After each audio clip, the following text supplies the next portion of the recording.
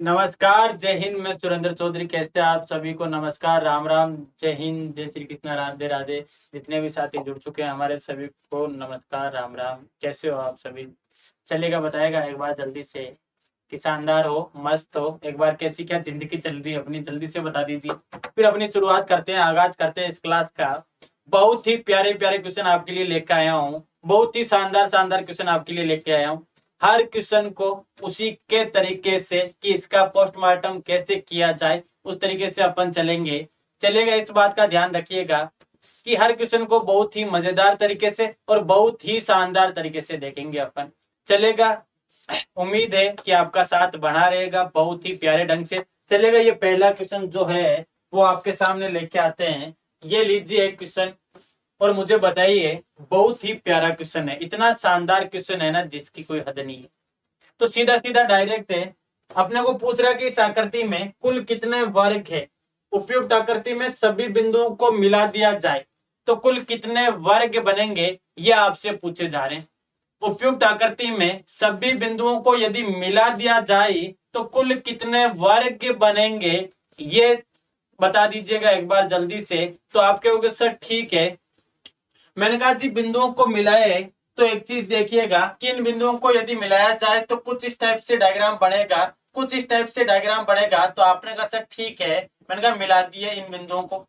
अब इस डिब्बे में देखें तो टोटल वर्ग जो दिख रहे हैं ना, वो कितने दिख रहे थे? आप कहोगे सर 5।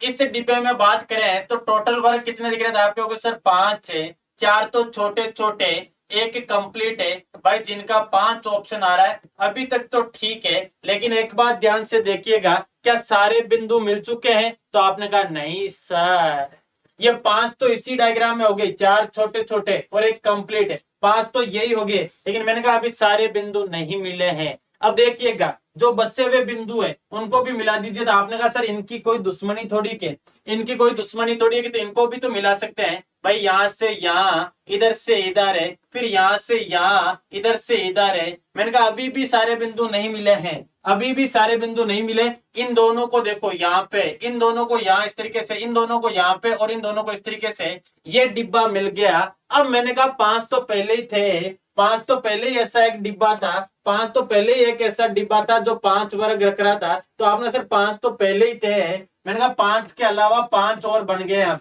5 के अलावा 5 और बन गए, बड़े प्यारे प्यारे 5 और बन गए। तो आपने कहा सर बिल्कुल दिख गए हमें। मैंने कहा 5 कौन से बने? देखिएगा ध्यान से, 5 नए कौन से बने? तो आपने कहा सर एक तो ये वाला, एक तो ये छोटू गोपाल दिख रहा है ना आपको, ये जो मैंने पिंक किया है ये वाला। इसके बगल में देखिए ये एक छोटू गोपाल, 2 हो गए। मैंने कहा एक ये वाला छोटू गोपाल, बोलो कितना हो गया? 3। एक ये वाला छोटू गोपाल, बोलो कितना हो गया? 4। तो 5, 4 तो ये, और एक कंप्लीट पूरा बड़ा। तो 5 और 5 कितना हो गया? 10 है। बड़ा प्यारा क्वेश्चन था, आईएएस परी में पूछा गया था। यदि पेपर उठाओगे प्रीवियस ईयर के तो आपको आईएएस परी का जो पेपर है उसमें मिल जाएगा। तो बड़ा प्यारा क्वेश्चन था भाई।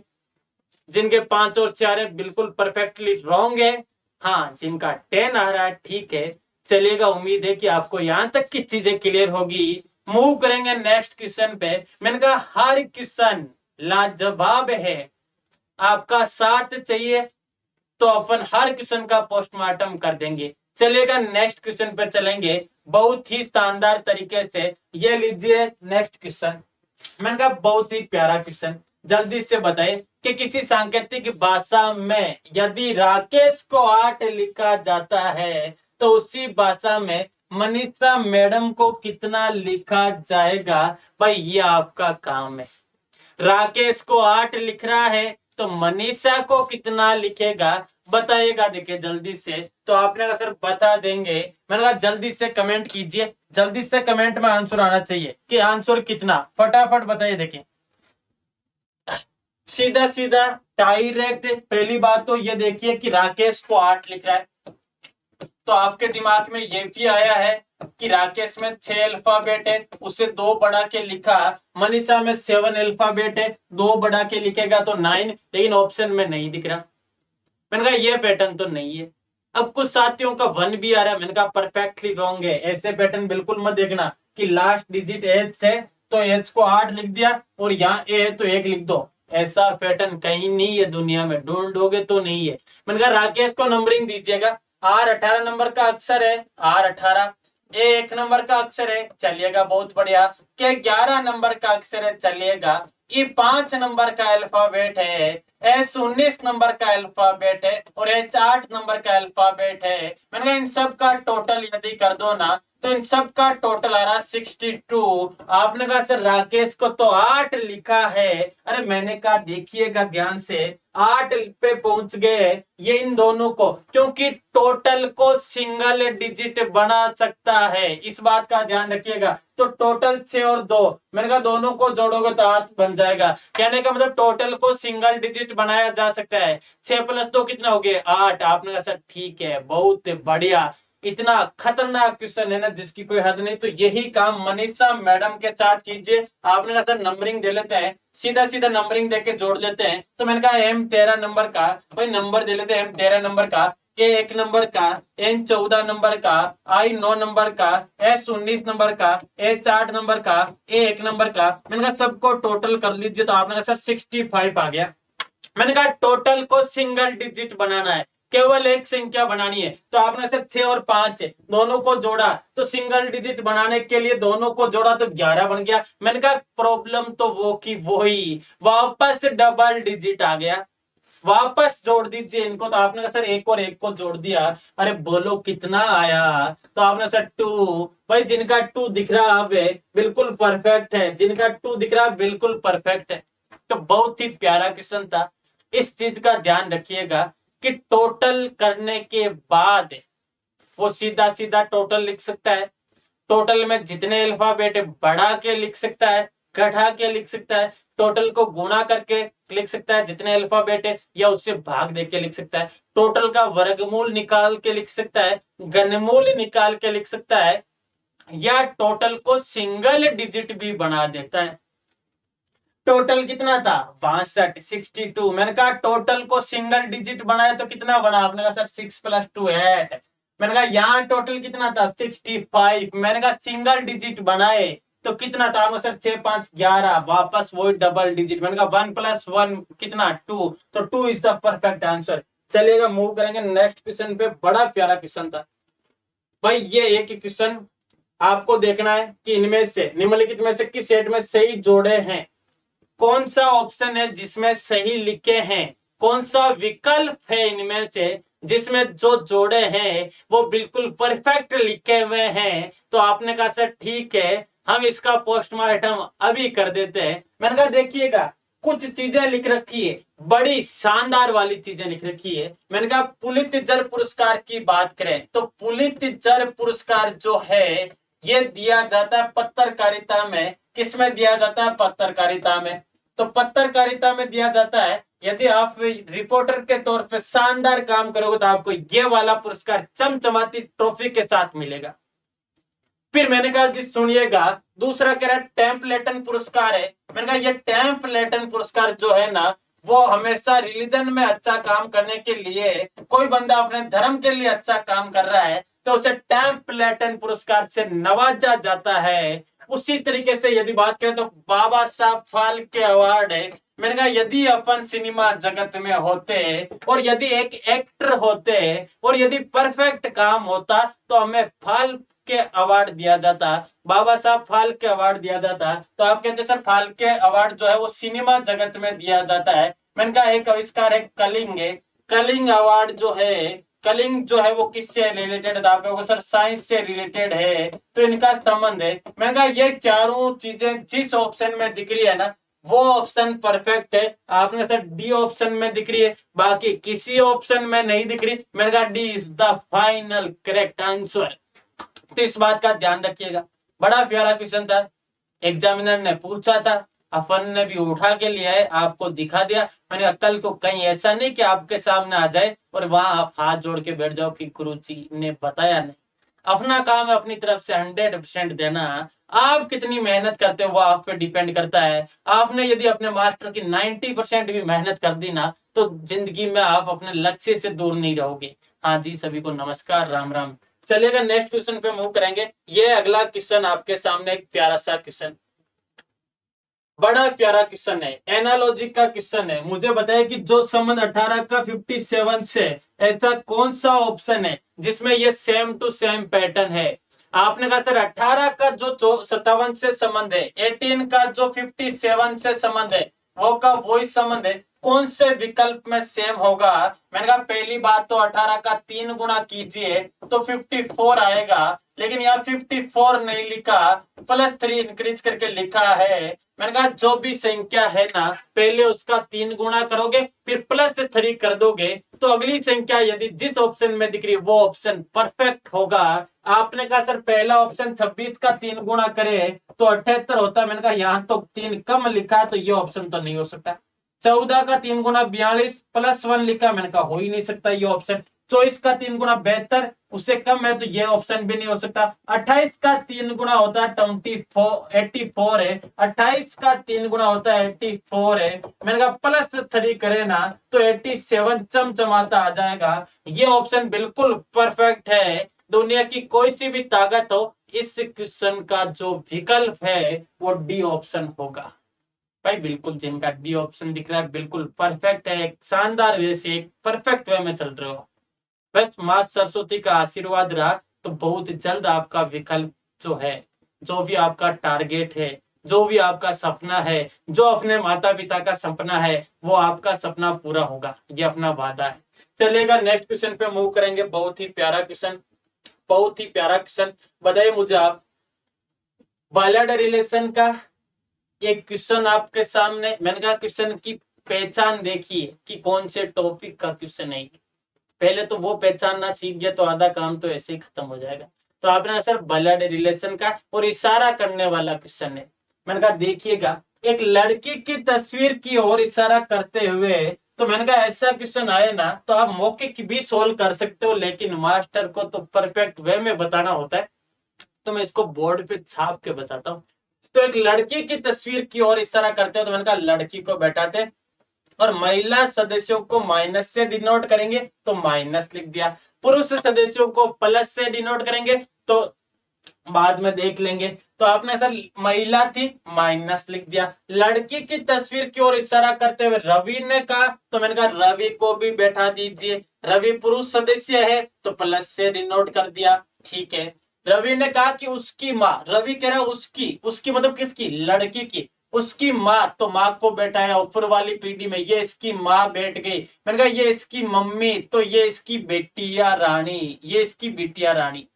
तो आपने कहा सर उसकी माँ का भाई, भाई को भी बैठाओ, भाई इसकी माँ का भाई, तो ये इसकी माँ का भाई, तो ये इसकी बहन। मैंने कहा परफेक्ट है।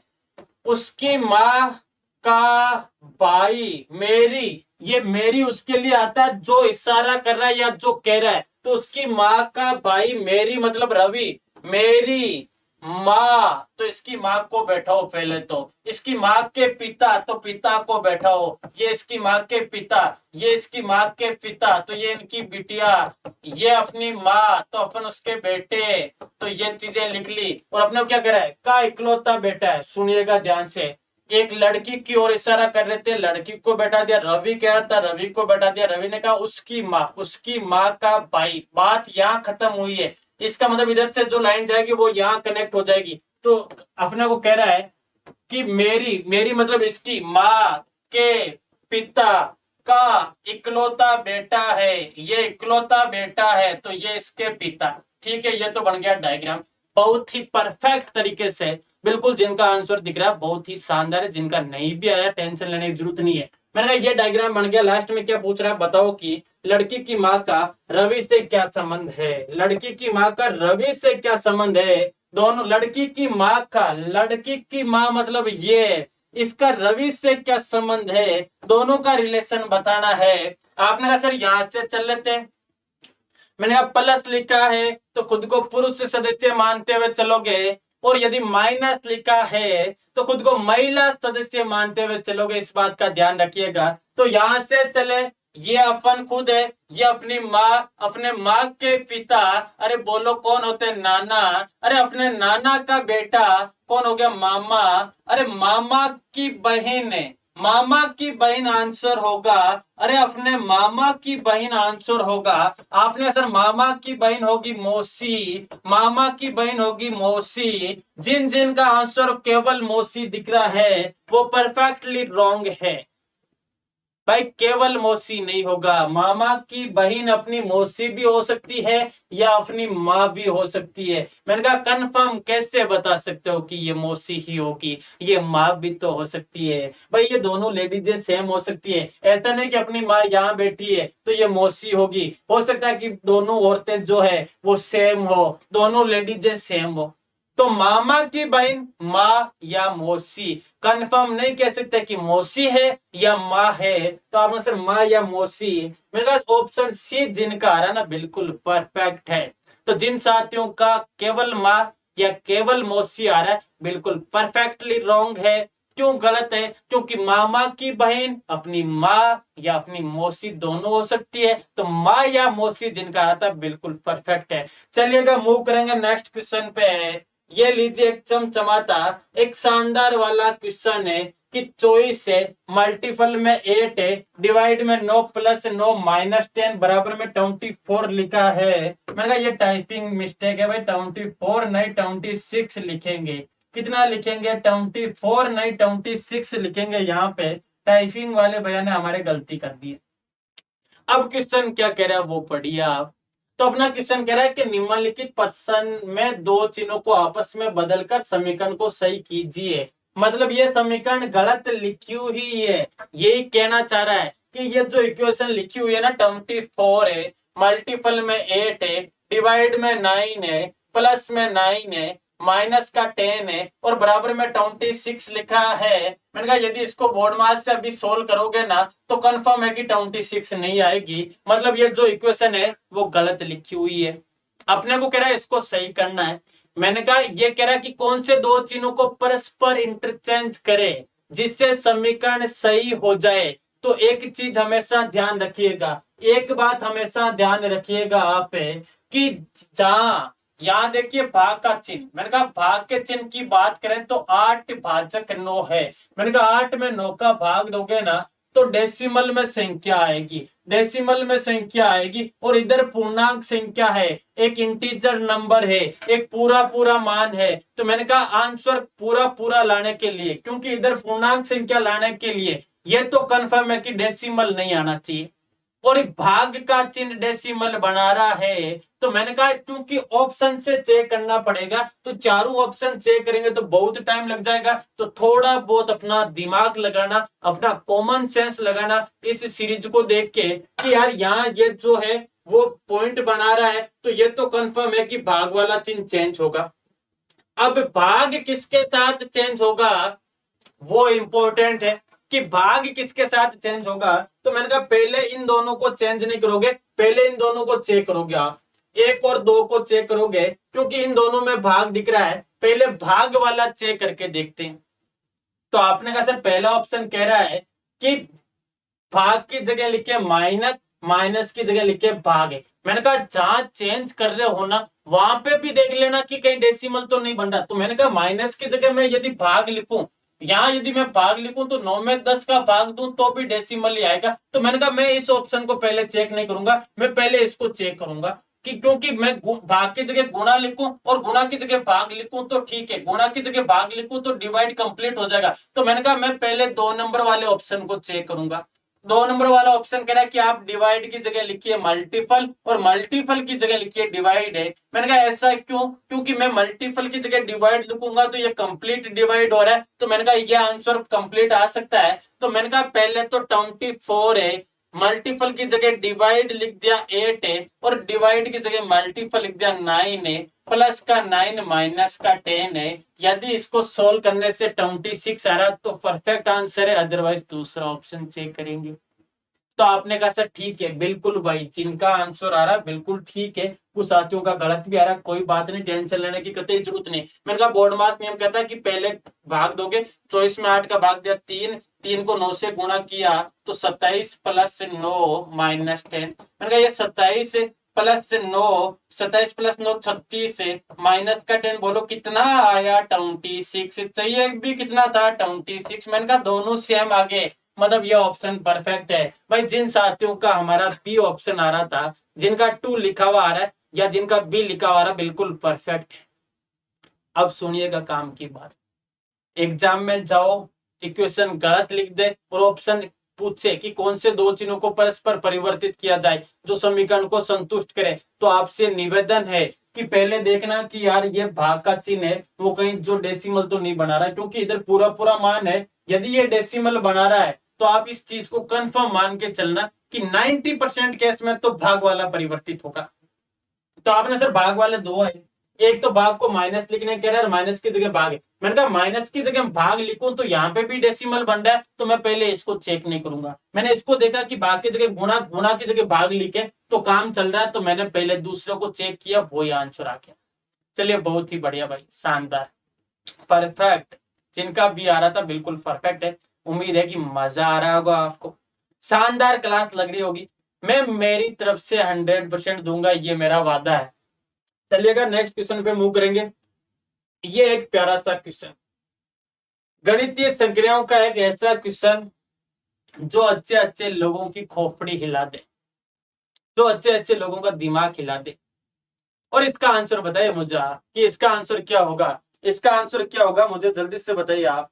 तो आप कहोगे सर यहाँ सीधा सीधा लिखा है कि पहली बात तो देखिएगा कि बड़ा कोष्टक लिखा है, फिर 121 लिखा है, फिर डिवाइड का साइन है, फिर मंझला कोष्टक है, फिर छोटा कोष्टक है, फिर 1/5 ऑफ लिखा है। ऑफ का मतलब होता है का, ऑफ लिखा है। मैंने कहा ऑफ का मतलब होता है का, ये इंग्लिश वर्ड ऑफ लिखा है, ये भी इंग्लिश वर्ड ऑफ है, 30 मत मान लेना। ऑफ का मतलब होता है का लिख देते हैं। 25 है, प्लस है 3, ऑफ मतलब का 2, छोटा कोष्टक है, फिर ये डिवाइड का साइन है 5 है, डिवाइड का साइन 55 है, फिर कह रहा है कि मंझला कोष्टक और बड़ा कोष्टक। चलिएगा ये तो लिख लिया।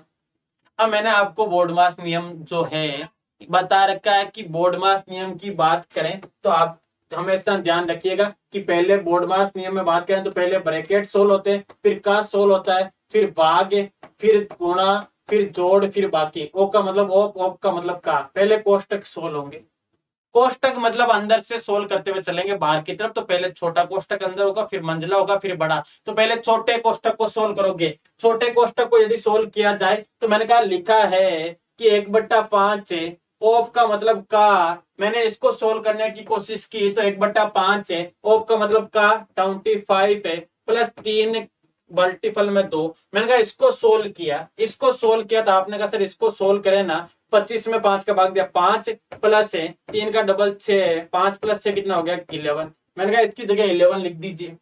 भाई बहुत ही परफेक्ट क्वेश्चन है। तो आपने सर ठीक है 121 डिवाइड में बात करें तो मंझला कोष्टक, इसको जैसे ही सोल्व किया तो छोटे कोष्टक हट गए, इसका मान वहां लिखा हुआ है, आपने सर 11 लिख दीजिए। फिर डिवाइड का साइन आ गया क्योंकि कोष्टक हट चुके हैं 5, फिर डिवाइड का साइन, फिर 55 है, फिर मंझला कोष्टक, फिर बड़ा कोष्टक। अब मैंने कहा मंझला कोष्टक सोल्व करेंगे तो आपने कहा सर इसको सोल्व कर लीजिएगा। तो मैंने कहा लिखा है कि 11 भाजक 5 भाजक 55। मैंने कहा हमेशा ध्यान रखिएगा यदि आप भाग का चिन्ह हटा रहे हो और उसकी जगह गुणा का चिन्ह कर रहे हो तो बाद वाली संख्या पलट जाती है।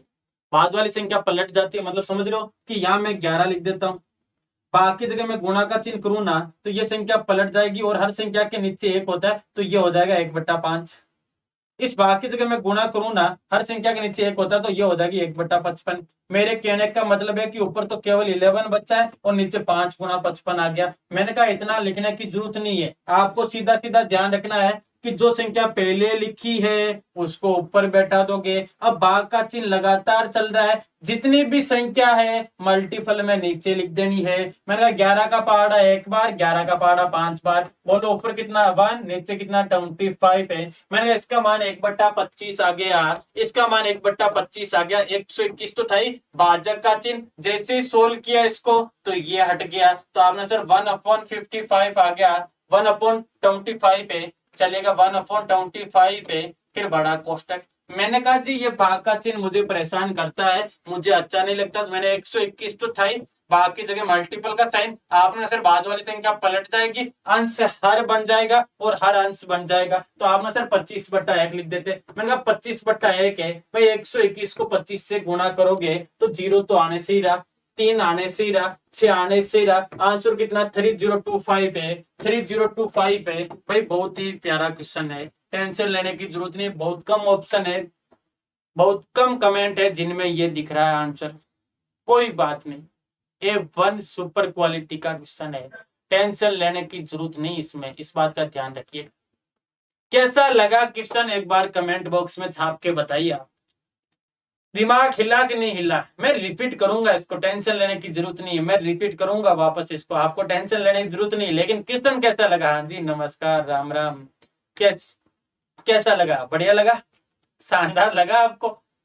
तो ऐसे क्वेश्चन एग्जामिनर पूछ ले तो टेंशन लेने की जरूरत नहीं, अपनी प्रैक्टिस परफेक्ट होगी ना, और प्रैक्टिस करवाने के लिए तो हम मेहनत कर रहे हैं आपकी।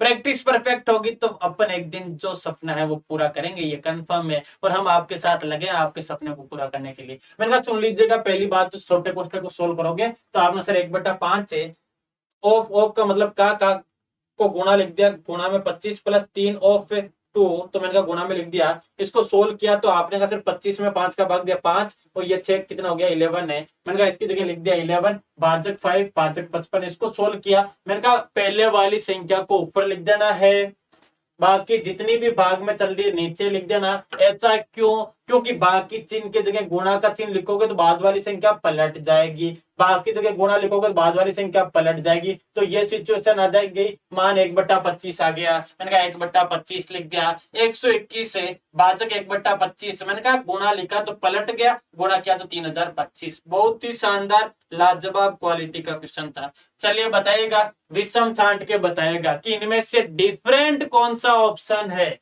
कौन सा ऑप्शन डिफरेंट है। तो आप कहोगे सर ठीक है 146 लिखा है, मैंने कहा सुनिएगा, एक संख्या तो 146 है, एक संख्या 255 है, एक संख्या 367 है, और एक संख्या जो है वो 895 है। मैंने कहा चारों में से अलग कौन सी? अब ऐसा क्वेश्चन आए तो आपकी अप्रोच क्या क्या होनी चाहिए कि पहले तो सम विषम देखना चाहिए। भाई विषम छांटने का क्वेश्चन हो तो सम विषम देखो, आपने सर 2 सम दिख रही है, 2 विषम दिख रही है। मैंने कहा फिर भाज्य अभाज्य देखो, तो आपने कहा सर सारे की सारी संख्याएं जो है वो भाज्य संख्याएं दिख रही है, क्योंकि ये 5 से डिवाइड हो रही है और सम संख्याएं 2 से डिवाइड हो रही है, तो भाज्य अभाज्य भी फेल हो गया, सम विषम भी फेल हो गया। मैंने कहा वर्ग क्यूब देख लीजिए, आपने कहा सर वो भी नहीं दिख रहा। तो फिर मैंने कहा लॉजिकल है, कुछ ना कुछ तो लॉजिक है भाई, कुछ ना कुछ तो शानदार तरीका है, तो कुछ हाँ बहुत बिल्कुल साथी आपको देखो बीच वाली संख्या 4 लिखी है, मैंने कहा 4 का वर्ग कितना, तो आपने सर 16, मैंने कहा ये देखिए ये 16 लिखा हुआ अगल बगल में लिख दिया है, 4 का वर्ग कितना 16, 5 का वर्ग बोलो कितना 25 ये लिखा हुआ, 6 का वर्ग कितना 36 है, 9 का वर्ग 81 होता है, 81 नहीं लिखा, 85 लिखा, तो ये अलग है। दिस ऑप्शन इज डिफरेंट है भाई, ऑप्शन डी डिफरेंट है, समझे ना राजा बाबू, ऐसे काम नहीं चलेगा। सोच समझ के कमेंट कीजिएगा, ऐसे कमेंट मारोगे तो खुद मारे जाओगे। भाई आंसर सोचा करो पहले, और अपने को खुद को बलिदान नहीं देना, अपने को आंसर का बलिदान देना है, अपने को कॉपी जो सीट है उसको बलिदान देना है। खुद मेहनत कर रहे हैं किस लिए? अपना फ्यूचर जो है बहुत शानदार हो।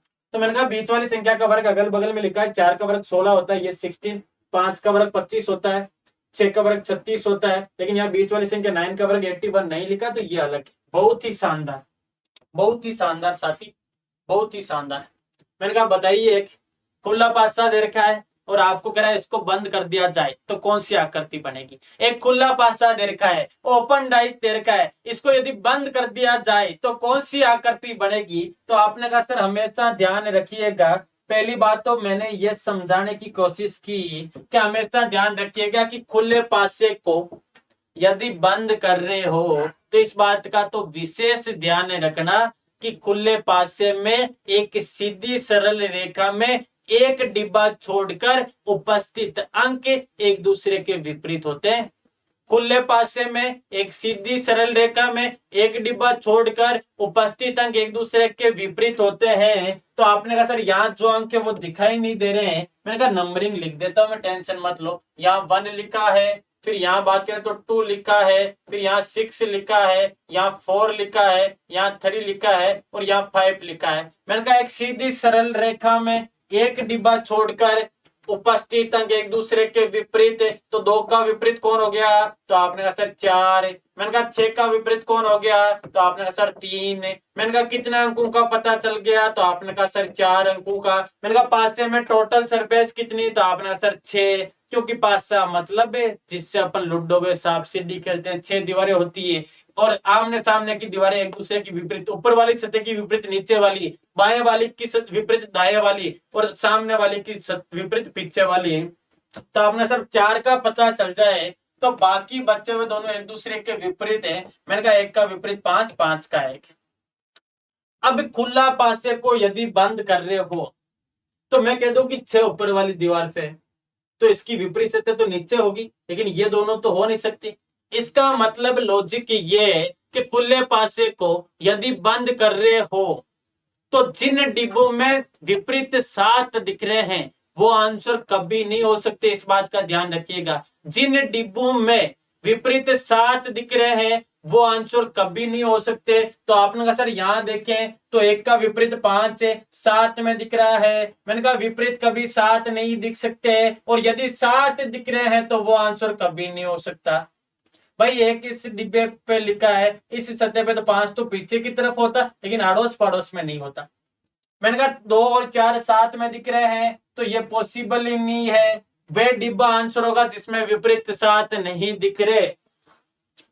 आपने कहा सर 2 का विपरीत 4, 4 का विपरीत 2 कहीं नहीं दिख रहा, 1 का विपरीत 5 नहीं दिख रहा, 6 का विपरीत 3 नहीं दिख रहा। This is the perfect answer. Option C जिनका हरा बिल्कुल परफेक्ट है। दुनिया की कोई सी भी ताकत हो इससे गलत नहीं कर सकता। ये क्यों गलत हुआ? तो आपने कहा सर यहाँ बात करें ना 3 और 6 7 में दिख रहे हैं जो पॉसिबल नहीं है। तो बस इतना ध्यान रखिएगा कि एक खुले पासे में एक सीधी सरल रेखा में, सीधी सरल रेखा का मतलब ये चारों डिब्बे एक सीध में है, तो एक सीधी सरल रेखा में एक डिब्बा छोड़कर उपस्थित अंक एक दूसरे के विपरीत है। फिर दूसरी बात मैंने ये सिखाई कि यदि किसी खुले पासे को बंद कर रहे हो तो जिसमें विपरीत दिख रहे हैं वो आंसर कभी नहीं हो सकता। तो आपने कहा सर ठीक है, परफेक्ट है। मैंने कहा आंसर कौन सा हो गया? तो आपने कहा sir C answer. C answer is the perfect answer. चलिएगा आगे चलेंगे। आपने बोला निम्नलिखित आकृति में से कौन सी संख्या उन महिला डॉक्टरों को दर्शाती है जो कार्यरत नहीं है, जो कार्य नहीं करती है, जो एम्प्लॉय नहीं है। इस बात का ध्यान रखिएगा। मैंने कहा जो है अपने ये जो ट्राइंगल है ना, ये जो ट्राइंगल है, ये ट्राइंगल किसको प्रदर्शित कर रहा था? आप कहोगे सर महिलाओं को।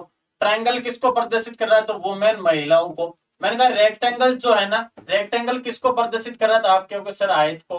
रेक्टेंगल किसको प्रदर्शित, आयत किसको प्रदर्शित कर रहा था? आप कहोगे सर एम्प्लॉय। एम्प्लॉय मतलब जो जॉब में है, एम्प्लॉय मतलब जो कार्यरत है, जो कार्यरत है उनको दर्शा रहा है। मैंने कहा ये सर्किल किसको प्रदर्शित कर रहा है? तो आपने सर सर्किल जो है वो प्रदर्शित कर रहा है डॉक्टर को। किसको प्रदर्शित कर रहा है? डॉक्टर को।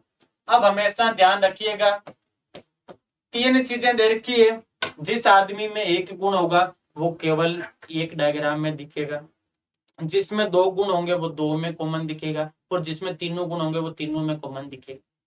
अपने को क्या पूछ रहा है? अपने को पूछ रहा है कि उन महिला डॉक्टरों की दर्शाती है वो संख्या बताइए जो महिला भी हो और डॉक्टर भी हो। मतलब एक ऐसी संख्या जो ट्राइंगल में भी हो और डॉक्टर वाला मतलब सर्किल में भी हो, सर्किल में भी हो, लेकिन कार्यरत नहीं हो। कार्यरत नहीं हो मतलब एम्प्लॉय नहीं हो। तो आपने कहा सर वो केवल आयत में नहीं होनी चाहिए। एक ऐसी संख्या जो दोनों में कॉमन हो लेकिन आयत में नहीं हो। एक ऐसी संख्या जो ट्राइंगल और सर्किल में कॉमन हो लेकिन आयत में नहीं हो। तो इसका मतलब इस डिब्बे की कोई संख्या आंसर नहीं हो सकती, क्योंकि आयत में नहीं होनी चाहिए, दोनों में कॉमन होनी चाहिए। तो आपने कहा सर सर्किल और इन दोनों में कॉमन कौन सी संख्या है? 7। बिल्कुल जिनका 7 आ रहा परफेक्ट आंसर है, जिनका 7 आ रहा बिल्कुल परफेक्ट आंसर है। दुनिया की कोई सी भी ताकत अपना आंसर गलत नहीं कर सकती, इस बात का ध्यान रखिएगा। चलेगा, बहुत ही शानदार। ये एक यहाँ 8 लिखा है, ये 8 कौन है? केवल वो डॉक्टर जो केवल डॉक्टर है, ना तो एम्प्लॉय है ना महिला है, इस बात का ध्यान रखिएगा। ये 9 जो है वो केवल वुमेन है, वो ना तो एम्प्लॉय है ना डॉक्टर है।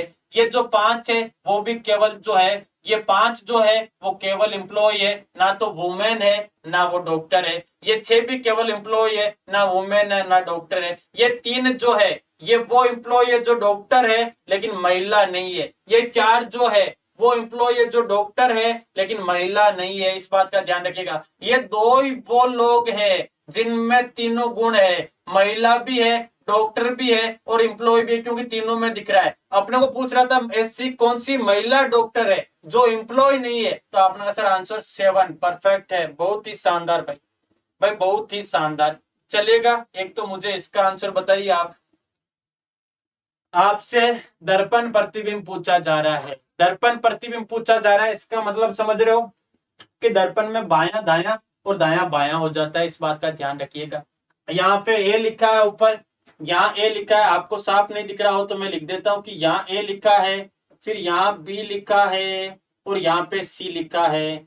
एबीसी लिखे, एक ऐसा पासा है, एक ऐसा पासा है जिसमें एबीसी लिखा है और अपने को खड़ी लाइन दिख जाए तो इस बात का ध्यान रखिएगा कि दर्पण प्रतिबिंब पूछ रहा है। आडी लाइन दिख जाए तो जल प्रतिबिंब पूछ रहा है। मैंने कहा दर्पण में जो है बायां दायां हो जाता है और दायां बायां हो जाता है, लेकिन ऊपर की स्थिति ऊपर और नीचे की स्थिति नीचे रहती है। तो आपने कहा सर ठीक है, मैंने कहा सुनिएगा, ए बिल्कुल सेम टू सेम ऐसा का ऐसा ही बनेगा। तो आपने सर ठीक है, सब में सेम ही दिख रहा है।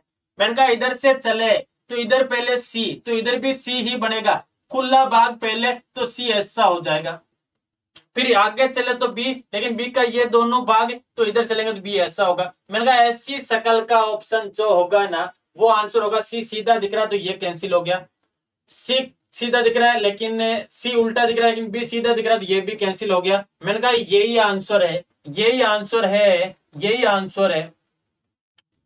क्योंकि देखो बी बी सी सी ये कैंसिल क्यों है, क्योंकि इधर बी होता तो ये भी कैंसिल है। बिल्कुल भाई, जिन साथियों का 3 नंबर ऑप्शन आ रहा बिल्कुल परफेक्ट है, दुनिया की कोई ताकत नहीं जो गलत करते। चलिएगा अगले क्वेश्चन पे मूव करेंगे। बड़े प्यारे प्यारे क्वेश्चन, एक शानदार वाला क्वेश्चन, सीरीज का एक बहुत ही प्यारा क्वेश्चन, बहुत ही प्यारा क्वेश्चन। बताइए मुझे आप कि एक सीरीज में लिखा है कि 0 नंबर, फिर 4, 18, 48, 100, 180 और क्वेश्चन मार्क की जगह कौन सी संख्या आएगी। मैंने कहा एक बार सीरीज को देखो कि संख्या एकदम से बढ़ रही है या धीरे धीरे, पैटर्न जो है वो अंतर का है या मल्टीपल का, एक बार देख के बताओ। देखें तो आपने कहा सर पैटर्न धीरे धीरे बढ़ रहा है, संख्याएं धीरे धीरे बढ़ रही है तो अंतर का पैटर्न होगा। बताइए देखें आंसर क्या होगा।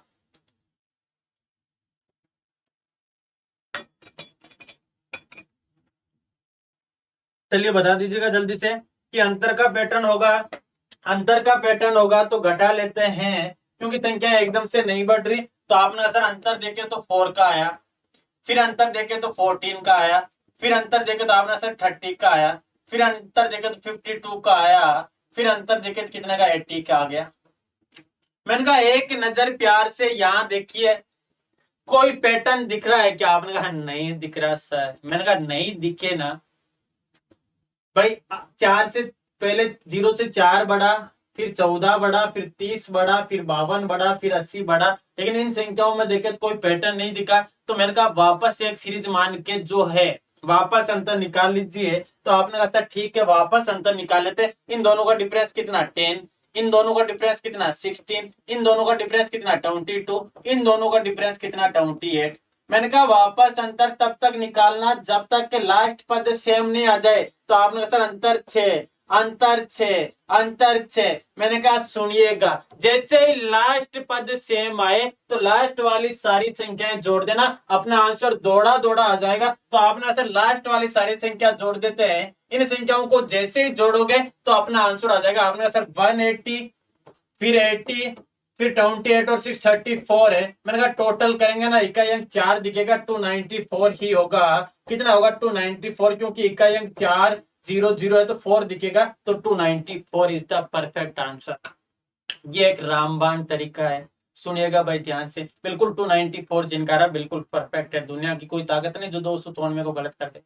सुनिएगा वापस एक बार कि जब भी अंतर का क्वेश्चन हो, अंतर निकालें। ज्यादातर अनुमान यहीं पे पैटर्न पता चल जाता है कि वर्ग है या क्यूब है या कुछ किसी फिक्स पैटर्न में बढ़ती है संख्याएं, लेकिन पैटर्न अपने को समझ में नहीं आ रहा था। मैंने कहा अंतर वापस निकाल दीजिए, और कब तक, जब तक लास्ट पद सेम नहीं आ जाए। जैसे ही सेम आए लास्ट वाले सारे जोड़ देना, आंसर आ जाएगा। आपने कहा sir 294 is the final answer. भाई बहुत ही बढ़िया भाई साथी, बहुत ही बढ़िया। चलिए ये बताइए मुझे आप, एक सीरीज का और तगड़ा क्वेश्चन, एक प्यारा क्वेश्चन, एक लाजवाब क्वेश्चन, चलिए बताइए मुझे आप।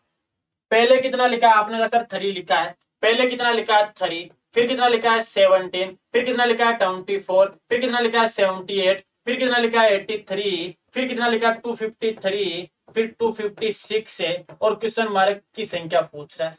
मैंने कहा देखो क्वेश्चन मार्क की संख्या जो है डायरेक्ट 256 से 750 चली गई, 500 बढ़ गई।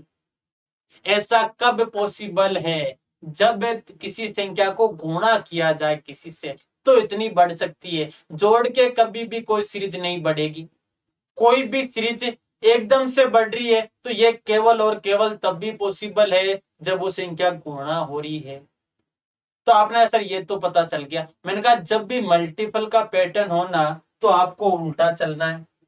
उल्टा चलना मतलब एक से चलना है, पैटर्न ऑटोमेटिकली पता चल जाएगा। तो आपने कहा सर ठीक है। मैंने कहा ऑप्शन आस पास हो तो आप अंदाजा ये भी लगा सकते हो कि ऑप्शन लगभग कितना गुना है। ऑप्शन आस पास है तो ऑप्शन का अंदाजा लगा सकते हैं। यदि ऑप्शन दूर दूर होते, गैप इनमें ऑप्शनों में भी काफी काफी गैप होता है, जैसे यहाँ 700 होता, 900 होता, 1100, 1200, तो फिर इधर पैटर्न पता कर लेते। लेकिन ऑप्शन आस पास है, मैंने कहा लगभग कितना है, तो आपने सर 256 का पहाड़ा नहीं आता। अरे मैंने कहा 256 का पहाड़ा नहीं बोलना, इसको 256 को राउंड फिगर में लिख दो, 250 लिख दो, 250 लिख दो। 250 का मतलब है 25। मैंने कहा 25 का पहाड़ा आता है। आपने सर बिल्कुल 25 का पहाड़ा आता है। मैंने कहा 25 का 3 गुना कितना? 75। तो 250 का लगभग कितना गुना? 3 गुना। 250 का लगभग 3 गुना 750 होता है, लगभग 3 गुना है। कुछ जरूरत होगी तो जोड़ लेंगे, घटा लेंगे, लेकिन वो बाद में। अपने को तो देख लेना कि मोटा मोटा कितना गुना है। फिर यहां देखें तो कुछ जोड़ा है 253 से 256, बाद में देख लेंगे। मैंने कहा यहां देखिए कि 83 से डायरेक्ट जंप मार के 253 आया। मैंने कहा लगभग कितना गुना? आपने कहा सर 80 का 3 गुना 240 होता है, लगभग 3 गुना। यहाँ कुछ जोड़ा है, बाद में देख लेंगे। 24 का लगभग कितना गुना? 24 का 3 गुना। यहाँ कुछ जोड़ा, बाद में देख लेंगे। मैंने कहा देखो यहाँ पे 3 गुना हुआ, बीच में कुछ जोड़ा था, यहाँ 3 गुना, बीच में कुछ जोड़ा था, यहाँ 3 गुना, बीच में कुछ जोड़ा है, तो यहाँ पे भी बोलो कितना गुना? भाई यहाँ 3 गुना, यहाँ 3 गुना, यहाँ 3 टाइम्स है, तो यहाँ पे भी कितने टाइम्स होगा? 3 टाइम्स। अब देखो इधर से चलते ना तो पहले संख्या से दूसरी संख्या में जाने में भी बहुत पैटर्न दिख जाते हैं। आप कहते हैं सर 3 का 1 गुना करें तो 3 प्लस 14 करे तो भी 17 आ रहा है। 3 का डबल करे 6 प्लस 3 का डबल करे तो 6 प्लस 11 करे तो भी 17। 3 का 3 गुना करे तो 9 प्लस 8 करे तो भी 17। 3 का 4 गुना करे तो 12 प्लस 5 करे तो भी 17। मैंने कहा 3 का 6 गुना करे तो 18 माइनस 1 करे तो भी 17। इसीलिए कहा कि इधर से चलेंगे तो पता चल जाएगा कि हाँ 3 3 3 आ रहा है, तो यहाँ पे भी 3 गुना। अब अपना काम हो गया है, मोटा मोटा आइडिया लगा लिया है। अब देखिए आंसर कितना आता है। भाई ऑप्शन जिनका देखिएगा, आप देख लेंगे, टेंशन ना लो, जो भी आंसर होगा अभी आ जाएगा। मैंने कहा देखिएगा पहले 3 लिखा है, 3 का 3 गुना किया तो बोलो बोलो कितना आया? 9। आपने कहा सर 17 चाहिए। मैंने कहा 8 जोड़ दीजिए, कितना आ गया? 17। अब 17 से 24 पे जाना है। मैंने कहा 7 ऐड कर दीजिए, 24 आ जाएगा। अब मोटा मोटा आइडिया लगा रखा कि 3 गुना करना है 24 का, तो 24 का 3 गुना किया तो 72। मैंने कहा कितना चाहिए? आपने कहा सर 78। मैंने कहा प्लस 6 कर दीजिए, 78 आ जाएगा। अब 78 से 83 पे जाना है, मोटा मोटा आइडिया लगा रखा था। 78 से 5 जोड़े तो कितना आ गया? 83।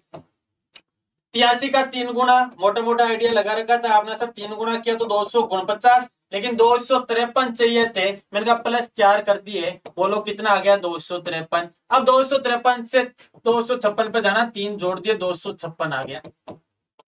मैंने कहा अब अपने आंसर की सीरीज दौड़ी दौड़ी आएगी, तो आपने सर 256 का 3 गुना कर देते हैं। पहले तो कितना हो गया बोलो? तो 768।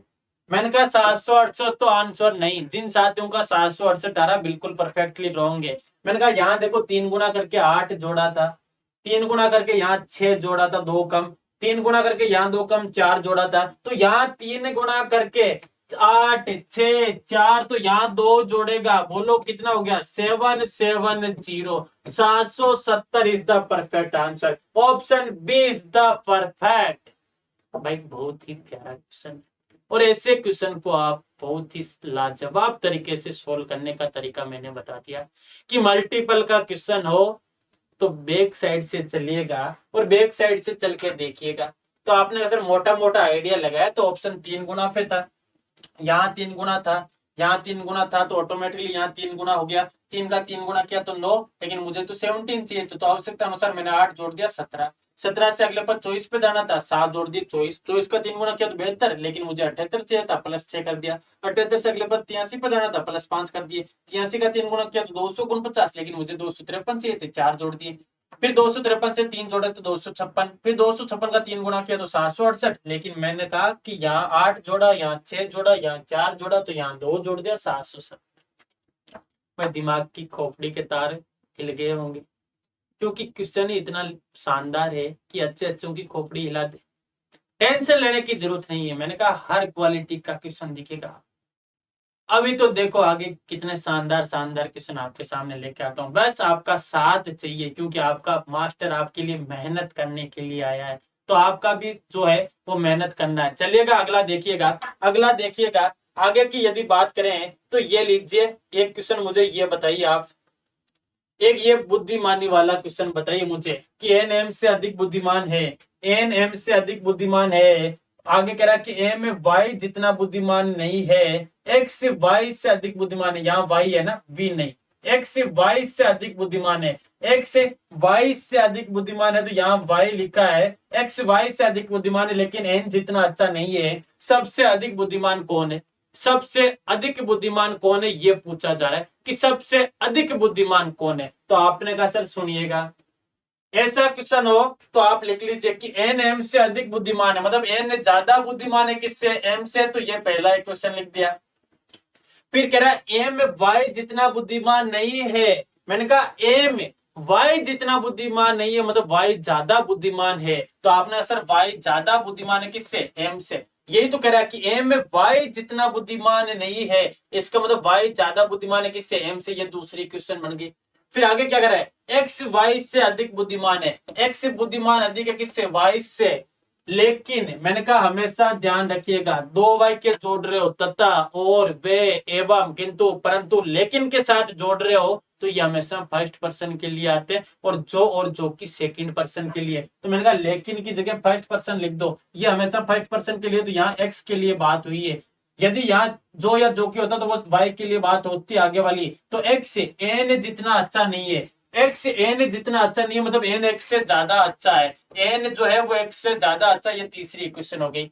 सबसे अधिक बुद्धिमान कौन है? मैंने कहा जिसमें सबसे ज्यादा नाम दिख रहे हैं वो उठा लीजिए। तो आपने कहा सर एन बुद्धिमान है एक्स से, एक्स बुद्धिमान है वाई से। मैंने कहा फिर और इनसे जुड़े हुए नाम, एन से जुड़ा हुआ नाम और कहीं दिख नहीं रहा, वाई से जुड़ा हुआ कोई नाम बिल्कुल दिख रहा है कि वाई से कम बुद्धिमान कौन है? एम। मैंने कहा ठीक है, एम से जुड़ा एन, ये हो ही गया। तो आपने कहा सर सारे 4 ही लोग थे। मैंने कहा सबसे अधिक बुद्धिमान कौन? तो आपने कहा सर सबसे अधिक बुद्धिमान है एन भैया। कौन है? एन भैया। बिल्कुल जिनका एन आ रहा परफेक्ट है। दुनिया की कोई सी भी ताकत हो तो अपना आंसर गलत नहीं कर सकती, इस बात का ध्यान रखिएगा। तो ये कुछ चीजें थी, मैंने अपनी तरफ से बहुत ही शानदार तरीके से, बहुत ही जानदार तरीके से आपके सामने पेश कर दी। आपका काम बनता है कि आपको मेरे जितनी मेहनत करने की जरूरत नहीं है। आप मेरे से कम भी मेरे सब्जेक्ट में मेहनत करोगे तो भी चलेगा। बस अपना सपना जो है, इस चीज का ध्यान रखिएगा कि माता पिता के सपने को यदि साकार करना है तो अपने को इस उम्र में तो थोड़ी बहुत मेहनत करनी चलेगा। अपना ध्यान रखिएगा। मिलते हैं वापस अगली क्लास में। Bye bye, take care.